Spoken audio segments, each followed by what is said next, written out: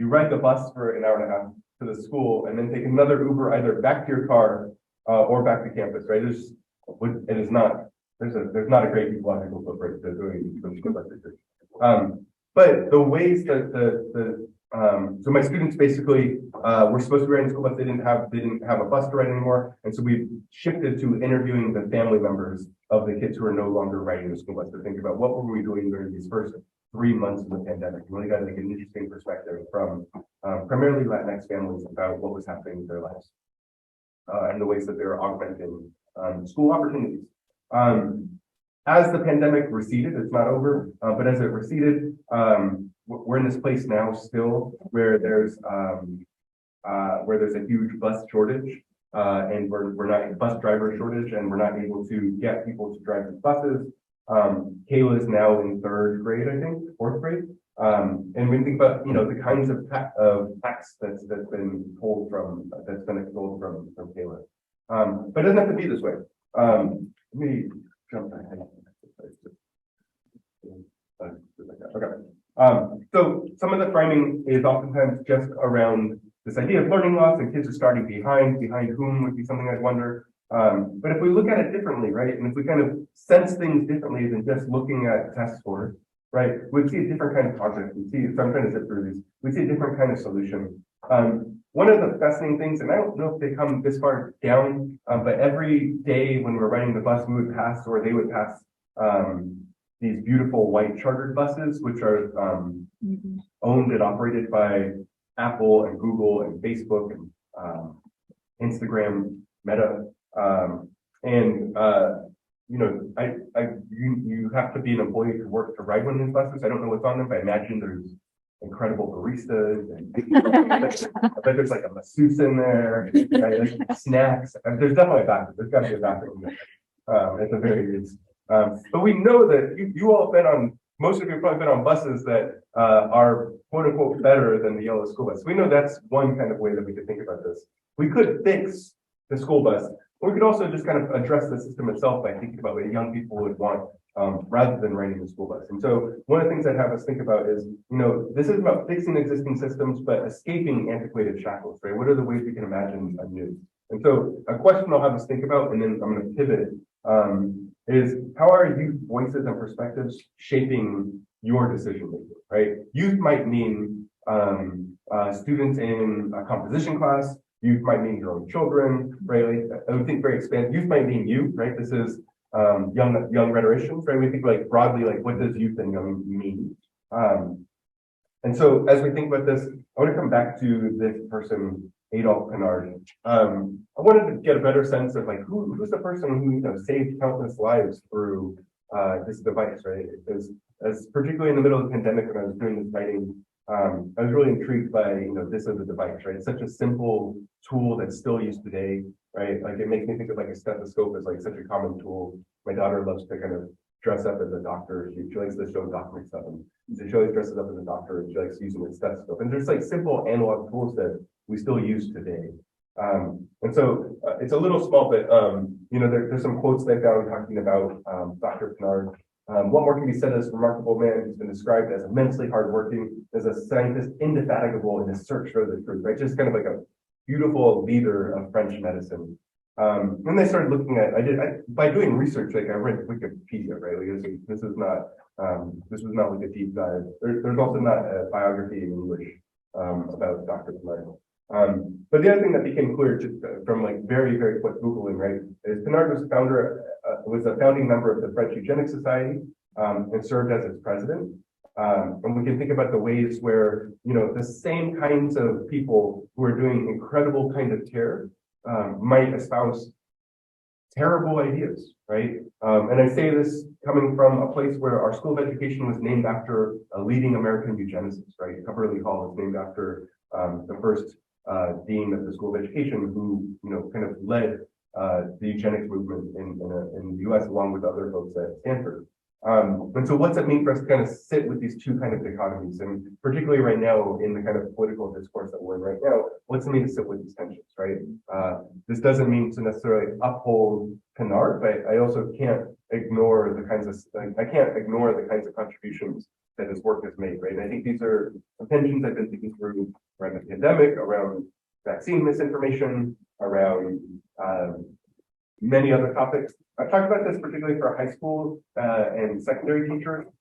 This is an article from English Journal, which is written from its Institute Journal, focused on secondary teachers. And I basically have been making a call, this is the longer part of it, but I basically make a call that English teachers, whether or not we like it, and I'd say this goes across all levels, have been complicit in some of the politicized harm that's happened in this country. Some of this is in the ways that we've allowed our spaces to center particular kinds of argumentation and debate, right? So what are the topics we allow students to debate, from immigration to bodily autonomy, to gender representation? These are topics that until recently, and probably still in certain kinds of contexts, are written and we tell students either choose a side or defend a particular side, or oftentimes in like the debate class, they flip a coin and that's how you decide what side you're on. It's really good to prepare for an argument, right? I think if you're arguing things that are human rights, right, then we're doing harm in our classroom. We should also think about, and again, we talk about issues of representation in the canon, but whose ideas and knowledge are being represented. We've done a syllabus audit to think about the voices represented in the kind of writing practice we're engaging in. And recognizing that we are a largely white and largely female profession. Many of our colleagues, if not ourselves, have contributed politically to particular movements which are continuing to perpetuate the kind of violence that we're talking about, right? We're all kind of complicit in the system. I'm going to skip over a handful of slides just for sake of time. One actually here's one also. Cool. So you missed a whole bunch of slides. They're really great, and they're about civics work with high school teachers.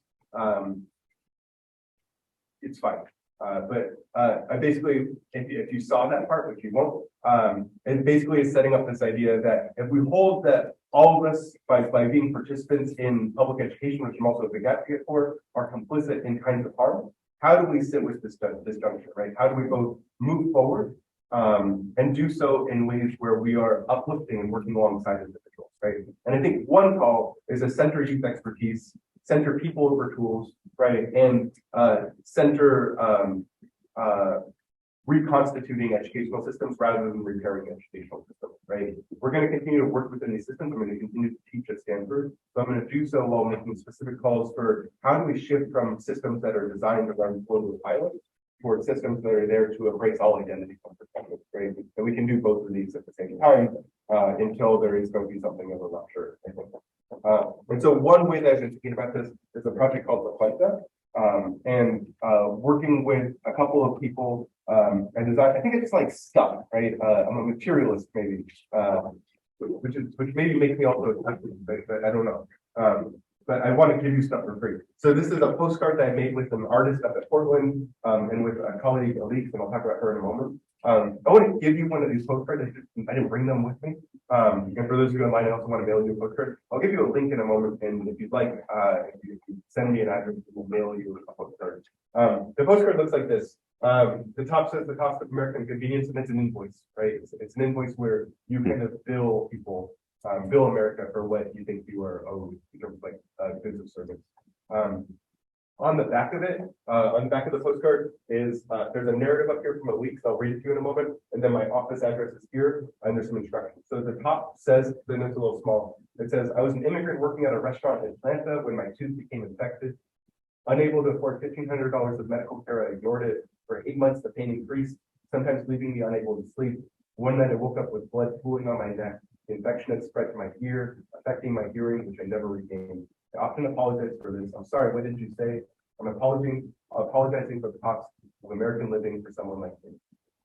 And then the inside, this card is like folded so that it's taped shut. The inside has Elisa's invoice, right? She's charging the US for 1 year, right? We didn't figure out what the dollar value of this is. We're actually going to have to an actuary to figure out, like, if you're on the job, you want to figure how much would the US figure. And then weekly therapy for the kinds of exploitation and abuse that she's experienced.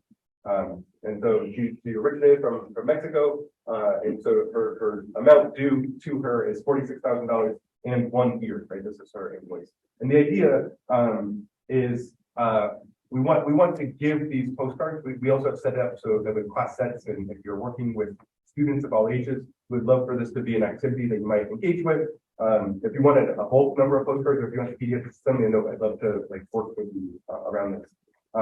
But this has been an opportunity as someone who was born in the U.S. and afforded many kinds of privilege. I've been working closely with Elise, who is someone who's labeled as undocumented in this country, for us to think about what does it mean to be one of the more than 11 million people in this country who are labeled as undocumented in this country right now, and what is the cost of surviving in this country? What is the cost of for American living?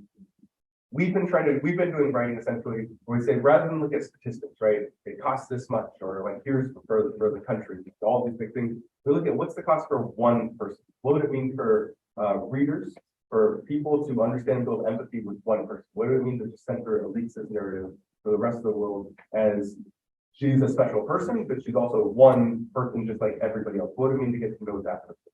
And that's really what this experience has been, is building up, as a researcher, what's it mean to build up that trust and relationship for the two of us to be able to do that work together?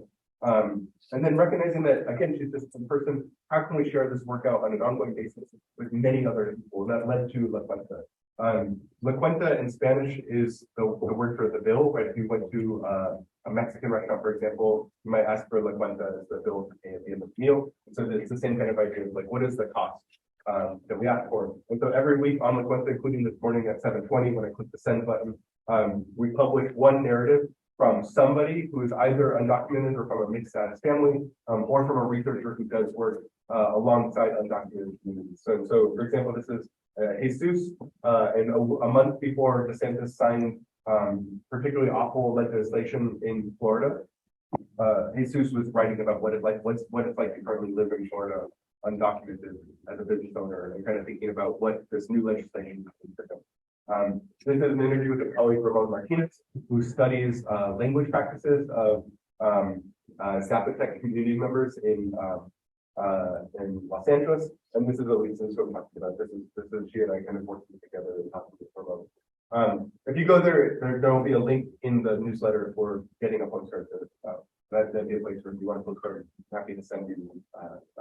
Just let me know. But as we're thinking about this and kind of doing ongoing writing around these spaces, this is the research, right? It's not like I'm working on these narratives, working with other people, and then we do this analysis and it goes into a peer-reviewed journal, or it goes to MLA, or it goes to the Journal of Literacy Research. This is it, right? People help clean up some narratives a little bit. We do some light editing, and then it goes out, and it is purely writing as public practice, as activism. I think that is what the work looks like. And so a question that I think about is, how are you creating spaces for safety, empathy, and expertise with historically marginalized community members? And that might mean in your classroom, it might mean in administrative spaces, it might mean in out of school spaces, it might mean in your personal life. And I have a summary of these questions later too, if that's helpful. That's one kind of question I wanted to think about. I'm gonna shift gears one more time, and then also time at the end for some conversation. So this is my friend Mark. He's also my nemesis, but we'll call him my friend for now. Mark and I helped co-design this school called the Critical Design and Gaming School. It's a school in South Central Los Angeles High School. And Mark regularly checks in with me and says how convenient I have that I say his writing is doing what much of this stuff. But he just reminds me what life is like in the trenches. Although he's not at the school where he actually works in Salinas and works closely with Monterey. He's not far from here, actually. He'll probably yell and find Mark. But I would regularly text with Mark while he was still in South Central. And he would respond back, I'm tired, super tired, right? It's kind of like give you a sense of, what this was like. And one of the reasons that Mark was tired when we were talking is he worked closely with the most at-risk youth at the school in South Central. And that meant that if you lose one student, that's too many, to be very clear. We lost several students to gun violence in our community that year. And he spent a lot of his energy working with other students, working with family members, working with teachers, doing something like, emotional triage, right? He's not a counselor, right? But he was playing this role as a, special assignment teacher, right? To work with community members. And so he was doing, he was regularly engaging, checking in with students, checking in with families. And then at the end of the day, you'd get in his car, get on the 110 freeway, go home and become a dad, right? You kind of do this kind of like Clark Kent transformation from addressing the needs of a community and then addressing the needs of a family, right? And I think this is for teachers of all grades, like where I think they're remote, so it's like where does Mark find time to heal for himself, right? Our teaching practice oftentimes allows us to sacrifice ourselves and in my opinion, our humanity in addressing the emotional needs of other people around us, right? And when do we actually get to grieve and be ourselves? And so the question I have to think about is, how are you caring for yourself and cultivating support from your peers? How do we sustain this work? We talk about culturally sustaining, but what is the thing that we're sustaining right now? And that of our friends, family, and colleagues. I'll share an example from Twitter from a few years ago now. This was a teacher I was working with, our friend was working with in Colorado, in the teacher. She sent me a Twitter direct message one morning and said, hey, so one of my students who's never around was shot yesterday morning. He's in the hospital, don't know more about that. Considering he's probably dealt with this in words, what do you do to cope in times like this? Unfamiliar territory, this privileged white girl. And you'll see the kinds of ways that I go into like the traditional teacher response. So I read back that this is common knowledge for your students. They probably need someplace to talk, ask questions, feel safe. You don't need to be an expert, but you do need to cope. You should see if you can visit after school at all. Make sure there's a counselor who knows that his or her services are available. If students are aware of what's happening, I'm sure they will be. Moving on to dismissal lesson plans probably isn't the right move until after some discussion. Talk with your assistant principal or principal about how you're feeling, see if there's any support there. And then kind of just as like an aside, after I've gone through like this kind of checklist, it's okay to be upset and sad and uncertain. It would be weird not to be, right? And I think this is what I want to hold is, like I immediately go into this teacher mode of like, okay, check in with students, check in with family, think about your lesson plan, right? And then, oh, by the way, check in with yourself, right? Like this is a personal person, right? And then she wrote back. She said, we're supposed to talk about it in the class because the family has requested as much privacy as possible for the time being. I haven't heard about it from my kids, and the student isn't close with anyone in my class, I don't think. School staff is being great about directives. I'm more asking for advice on how to personally cope with it since it's a really foreign, difficult experience. I know my kids lead rough lives and that they have lost people close to them and so forth, but this is the first time I've seen a student get hurt that opened up a world of vulnerability for me mentally, especially since I've gotten close to one of my students who's in a gang. And so I think this is the thing that I've been thinking about regularly is these are the missing lessons for teachers of how do we support one another, how do we support ourselves, right? We oftentimes think about the kind of difficult circumstances of the work we're doing, particularly in this political climate. But what's it mean to support our own emotions and recognizing that that is not a selfish act, right? That this is an act of self-preservation. This is an act of self-care, right? We can think about this from the framing of someone like Audre Lorde, right? This is the kind of work that is necessary if we are committed towards racial justice, racial solidarity, towards climate justice. All of these first require us to take care of ourselves in ways that our labor systems are not necessarily well equipped to do. And so I think the question that I have us think about around this, the two questions are, what are the healing possibilities you're cultivating within your school or school setting tomorrow? What's stopping you from doing that right now? And how do you center care and healing right now for your colleagues, your students, your profession, and yourself? These are the four questions. Because I skipped the whole civics part in the middle. But these are the four questions I have us think about, and I'm gonna have a little bit of time for us to have some conversation in a moment. How are youth voices and perspectives shaping your decision making? How are you creating spaces for safety, empathy, and expertise with historically marginalized community members? What are the healing possibilities you're cultivating with your school tomorrow that's stopping you? And how do you center care and healing now for your colleagues, your students, your profession, and yourself? These are all kind of disparate questions, but I think they all come to this very basic idea that at the heart of this is the ways that we're communicating for ourselves and for a brighter kind of world. I want to. This is I have twin daughters. They turn 4 next month, but you only get to see one of them. This is Joey, and she's the more photogenic daughter. It's not true, but I think that's funny. Joe, this is at the LA Zoo. I have complicated feelings about the zoo, but Joey also likes giraffes, so we went. Still, it's just out of the picture. You just can't see her, but you do have to take me for my word that she's there. But Joey's checking out giraffes because giraffes are wild, right? They shouldn't make sense as an animal, right? And Joey thinks unicorns exist. Whatever. She doesn't know. But it's because, a unicorn makes way more sense than a giraffe, right? At the end of the day, it just makes way more sense. And so, let me go back there. So we were looking at the giraffe, and I had this moment of being a professor. I had a tidbit I was going to share with Joey. Joey, did you know that the giraffe has the largest proportionate heart of any mammal? Right?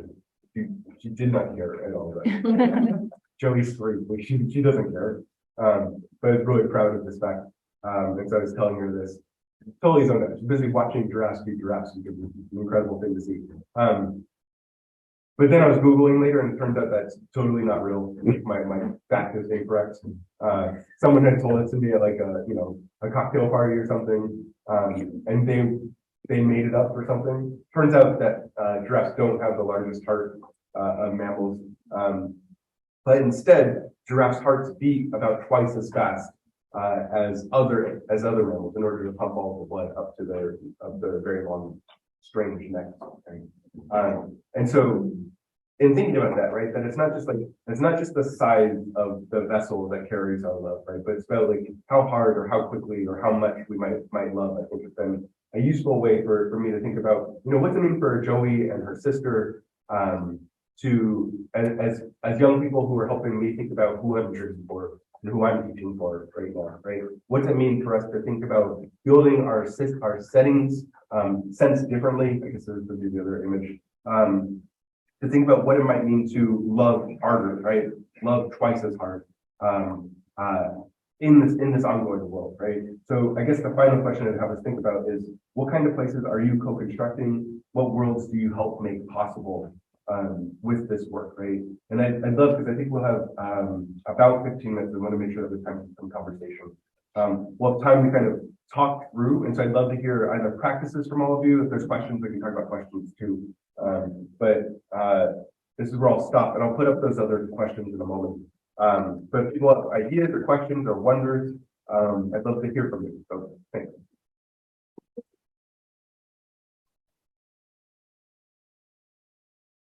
Thank you so much, Antero. I just wanted to lead off the Q&A, and I know Antero had such wonderful questions, and there's so much to think about during our ethical structures in our education system. So I do want to open up the stage. Is there any questions that you want to start off with, or any practices that you want to share specifically to get our engagement going?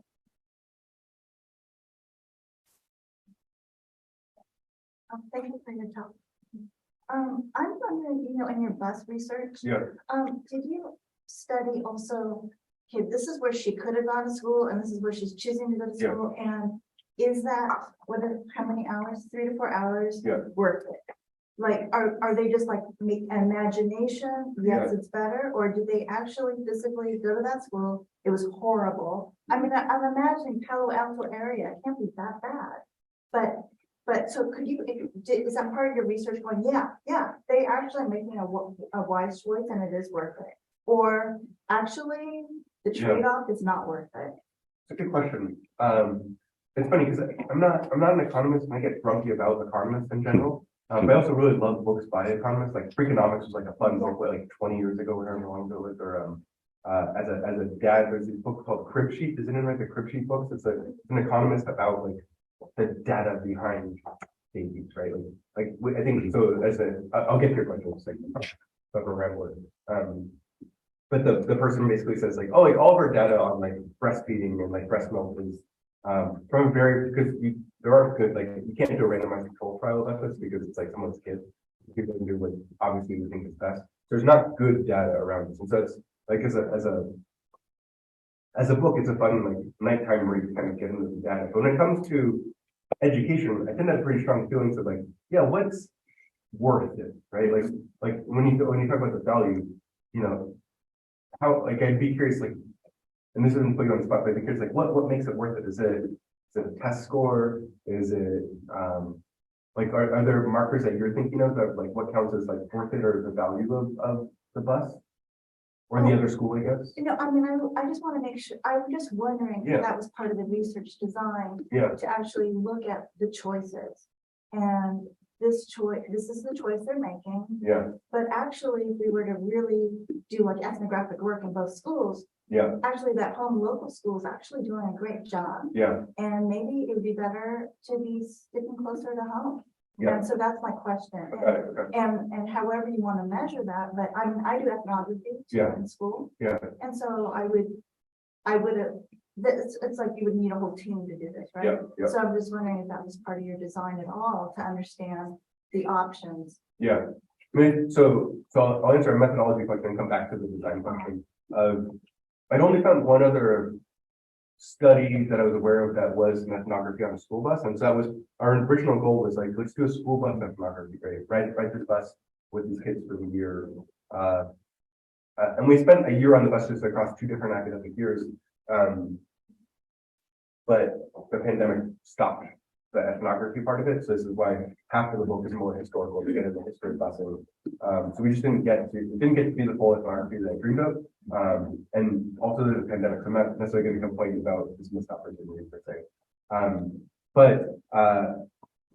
The school district that we checked with was the more affluent district that the kids were bused to, and they were looking for ways to best support the kids on the bus, right? And so our research opportunity was try to learn about what's happening on the school bus and then do some intervention kinds of activities with the young people there. The problem is that where the kids are coming from, it's an area loosely called East Palo Alto. East Palo Alto is actually kind of the complete opposite of, I think, what people imagine Palo Alto and Silicon Valley to be like. Right? It used to be the kind of have one of the highest murder rates in the U.S. for a long time. Very economically depressed, financially depressed for a long time. Mirrors South Central in that it was a largely Black community in the 60s, 70s, 80s, and then you saw a pretty substantial shift to Mexican and Central American in the 90s and now, so that it's about 80-90% Latino with a small Black population. So you can kind of like shift of the demographic. The fascinating thing now is from where the bus was that picked up the kids in the morning, you can see the Facebook headquarters, right? Like you can see them there. And so if you go and like tour houses, like if you go to an open house in East Palo Alto, it's a very like working class neighborhood, and all of the garages have been converted because they'll just have like tech bros rent out their garage and like live there to then go to Facebook, right? So all this to say, that this is a very, very long-winded way to talk about the history of what's happened in East Palo Alto was essentially the school system, the district essentially shut down in the 90s for East Palo Alto. There was no functioning school district there, and all the kids were kind of exported to Menlo Atherton, to Palo Alto, right, to places around them. And now what you have is the alternatives are either get on this bus or go to charter school, which will sell you their success and kind of varying kinds of metrics that are, I think, are fairly problematic. But there isn't like a localized public school system for students in the community other than buses and charter schools, right? Which I think is kind of awful, right, in terms of how we like turn it back in terms of responsibility. And so the value is you get on this bus and do this, or you take these kind of nonprofit charter school systems as an alternative. I haven't done the data on what is the educational benefit of riding the bus versus not riding the bus. I think that's going to vary widely, right? I think those students were the diversity bused into the school every day, right? In terms of like how the school demographics were made up at the more affluent school. They also had lower achievement scores, quote unquote, on in terms of English language development. So I think of like traditional ways that these students were seen as a deficit, but also as a benefit for the other school. And I have complicated feelings about that, right, in terms of what that means. But I appreciate the kind of like, what is the value of the bus is a really helpful question. Yeah. Yeah. Following up on that, do you think Kayla experienced this as an opportunity tax? Like, would she have said this is worth it? I think that's where we're trying to get to, and we started preliminary work around. So instead of answering that question, we're trying to get to this question of, if you were making a bus, what would it look like, right? Or what would you want to change? We start with like, what would you change about the bus? We kind of put QR codes around the bus I'll say the ways we did this conversation, because the bus is really loud and you're not allowed to move on the bus. So we bought, you know, when you go to like a museum and you have like the little curated box thing, we bought a class set of those. And then we'd have one person in the front that could like talk to them. And we play like Lil Nas X for everything on them. So there's like our own like intercom system. There's this like beautiful moment of everyone singing, is it Old Town Road? Is that the song called? Right? Like the whole bus just going nuts singing that song. But we started to like build up some like writing activities around this. And again, the pandemic stopped us. But students wanted things like, they wanted food, they wanted to go to sleep more, right? Like very basic amenities that other buses might afford them. They wanted a bathroom. They wanted Wi-Fi, which they actually had installed Wi-Fi on this bus, but it didn't work most of the time. And they were only supposed to use their Chromebooks for schoolwork, so it's like the relationship to Wi-Fi is complicated. I think though, if we ask Kayla kind of very specifically about is this an opportunity tax, I don't think she'd understand an alternative to it, right? Like she sees her classmates who don't have to ride the school bus, but she feels a little disconnected from them anyway, right? She doesn't go to after school parties with them. During the pandemic, one of them was like regularly riding her horse, like she got her extra horseback lessons during the pandemic. One of the families that we interviewed spent the pandemic in Hawaii, right? And a lot of the students from Palo Alto didn't have those kinds of opportunities, but they got very close with their family, right? They talked about the ways that like tias and tios would like come together in order to like, you know, support family movement around education. I don't think she'd call it an opportunity tax because I don't think she'd see the alternative, right? I think it's the kind of what's taken for granted is like what's, I think she'd call it schooling in the same ways that we would take for granted that schools have to be by age, by different subject areas, that schools are regulated by bells and that there's a teacher in the front, right? Like if we think of like the very kind of basic structures of what has to be school, I don't think we tend to question those. And I think that's part of like this like speculative argument that we're trying to make is let's question all of that, right? Let's question what expertise looks like. Let's question like the orientation of our bodies. Let's question our vulnerability as teachers, right? It seems like the starting places. But then as we trace that back, it becomes very hard to make an argument for teacher licensure programs, which give me a paycheck, right? Like I think that's the fact of it. Yeah, exactly.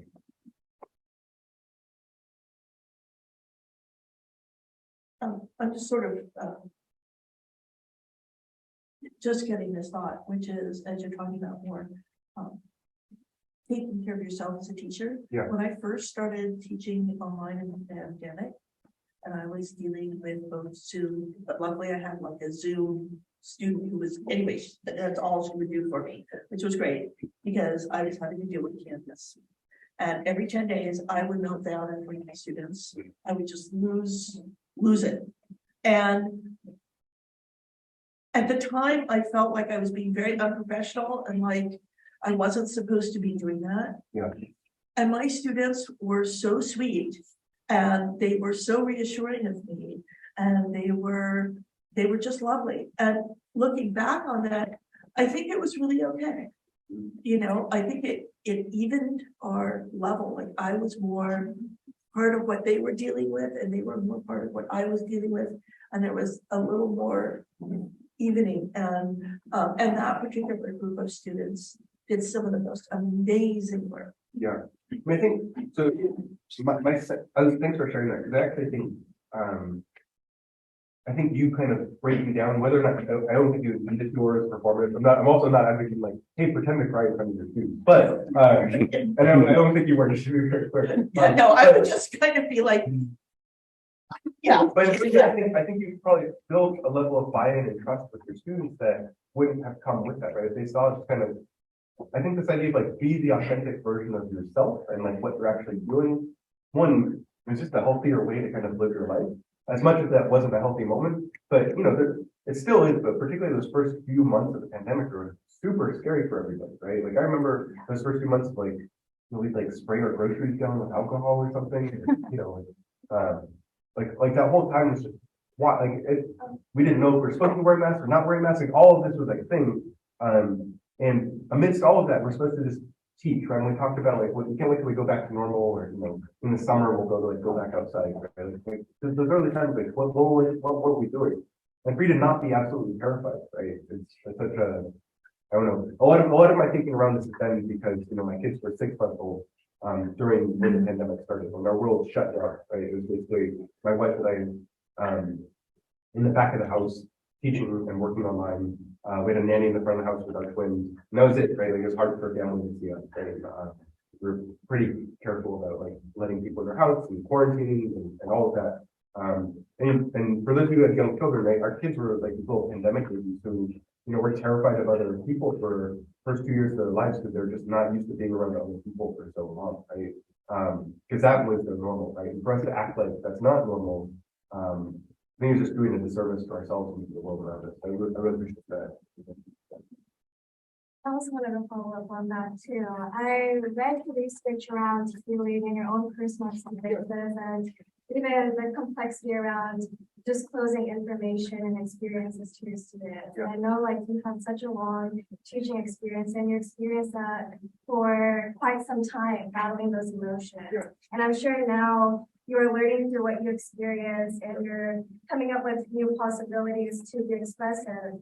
And I think I'm thinking about myself and I feel very touched by experiences because I am a new instructor and I think this is a question for upcoming instructors, students, new instructors. Yeah. What is something that an advice that you can give to us, something that we can hold on to? What hope we can look forward to with our vulnerability and true experience and how to balance that effectively?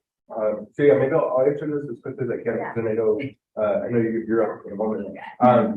So I'll say, I think the research that is referring to, I talked about how in my second year of teaching, my father passed away at the beginning of the year. And that second year, I was like a messy, disorganized teacher, but it basically looked like my first year of teaching, but it's for very different reasons. Like first year, you just don't know what you're doing if you're a good teacher. The second year, like I was like depressed, and I actually didn't understand that this is why I was like not the same kind of teacher.